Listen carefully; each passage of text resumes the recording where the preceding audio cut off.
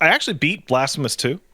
Uh, Oh, and by beat, I mean like 100% complete Blasphemous 2, like every single thing in Blasphemous 2. And it is larger. It has much more weapons. It feels cleaner. Um, you don't have the awful thing in Blasphemous 1 where you can only pick one traversal ability two traversal abilities at once.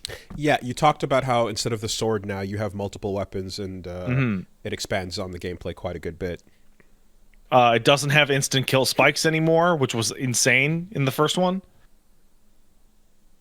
So, how does Blasphemous stack up? Would you say, not just to its predecessor, but to like of all the, I guess, 2D Souls? You know, there's like Salt and Sanctuary. There's Okay, well, Death's Gambit. I don't think There's it's a fair comparison to put it into the Souls discussion. This okay, is a fair enough. Metroid game. Fair enough. Fair This enough. is Yeah, a yeah, you're right. Metroid ass Metroid game. Sorry. Is there a Castlevania is the the comparison point. is there a corpse run? Yeah, but it's minor. Like Okay. it's like would you compare like Hollow Knight to Souls? Yeah, Hollow Knight. Yeah. Sorry, Right. sorry. Okay. The corpse run makes me like yeah. So Totally. on every mechanical level, it is way better. But it isn't quite as weird and interesting as the first one. And I don't know how I feel about that. Lore wise, N- or like It's how weird the boss fights are. I'll use an example. So the boss fights are better. Like they are better, more engaging, fun boss fights. They're all against other penitent ones. So most of them are human sized. And they're all like variations of like Virgil fights eventually. They're you but different.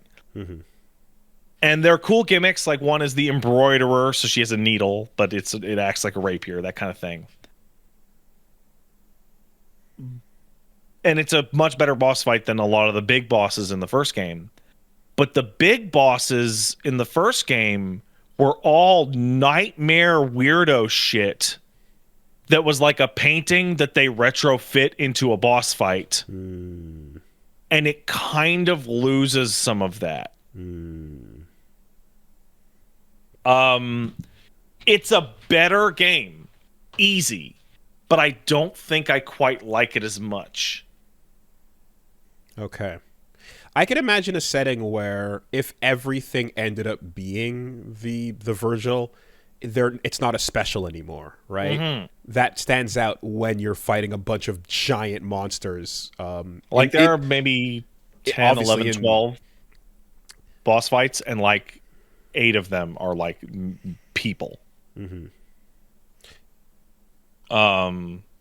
There is a really cool bit where it takes place in the far future. So like 1 or 2 of the areas from the first game are like deep underground. And that's cool. But yeah, it doesn't hit the same. I don't know how to describe it. I wish I had the words to do so. And it's not. It's okay. So part of the Blasphemous appeal is, hey man, Spanish Catholicism has tons of weird shit in it, right? This doesn't feel like it's a sequel's worth of more weird shit. Okay. It feels approximately the same, but I've already seen a lot of this types of weird shit. Okay. So So it's instead not of hitting as hard. instead of a further exploration of the themes into things you haven't seen, it's just taking the same but spreading it out in a different way. Yeah. And there's a lot of tiny little details. So like one of the things that's really minor but it bugs me is that in the original game you just had the sword. Yeah, it's called the Mea Culpa. I like that sword better than all of the 3 weapons in the sequel. And there was a mechanic where if you like stunned an enemy, you could do like a custom fancy kill on them. And because you always had the sword, there were a lot of animations.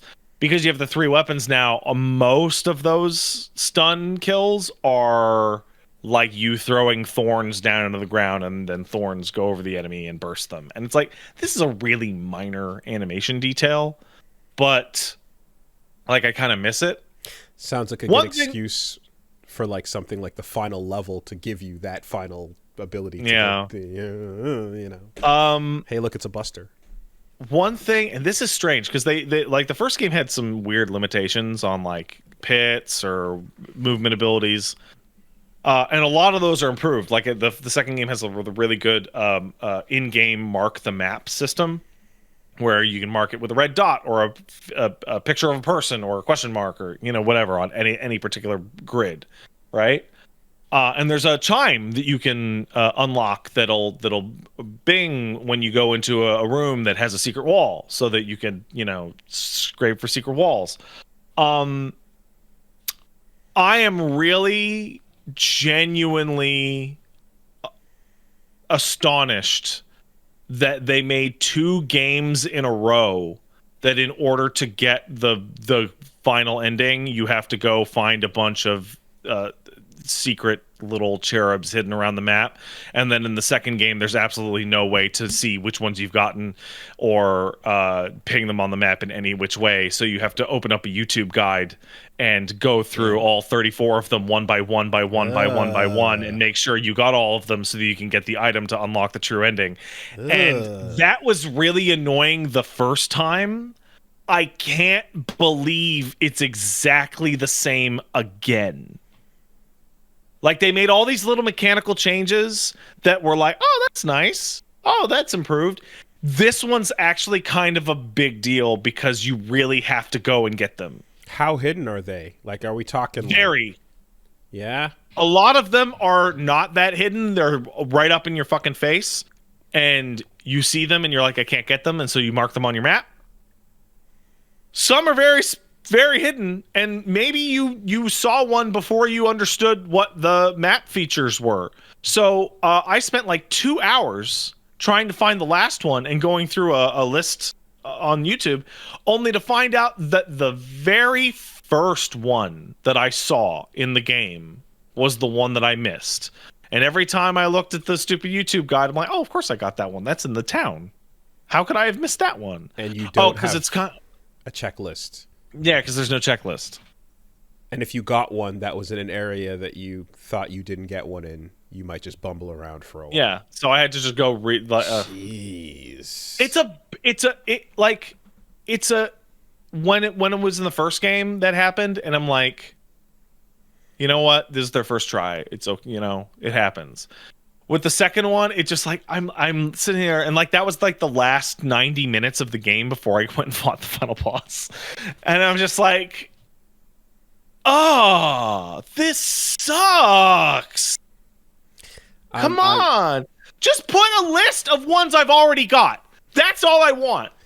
I'm getting waves of Triforce pieces. I'm getting waves of Dark World puzzles to solve in Metroid Prime 2. Just right at the end. And you can beat the game without it. The only thing that changes the ending, it's not a different boss fight. But like what is it? Stars in Braid? Or what was it? Was it Stars in Braid? I think they were Stars. I don't think they were Stars. I think it was. But yeah, great game, just not quite as much of a wow as the first one, which is kind of a bummer. Hey, you know what? Maybe you know art stuff. Maybe you'll agree. The cutscenes in the original game were really, really rare. But the cutscene, I think you probably remember the one where the Blasphemous, the Penitent one cuts open a dude and fills his head with blood, his helmet with blood, and jams right. And that's done in like an old style pixel, like VGA kind of cutscene thing. Old PC game. The new cutscenes are done in like a more modern animated cartoon one that looks way worse. And there's way more of them. And I'm sure they thought it looked way better, but it doesn't fit the aesthetic at all, and it just doesn't quite work. It's out. In the original, it fit perfectly right in, and then now it's like, oh, this is the cutscene that they had somebody animate for them. Okay. Yeah, that's a tricky. That's a bummer. I mean, in cases, there's times like that where I kind of, whenever there's something like that happens, I'm kind of like, I wish you just did it with the sprites. Yeah. Instead, at that point, just let that play out with the sprites having unique cutscene things instead. But yeah, Overall, yeah, still great game. Just doesn't pop the same way as the first one.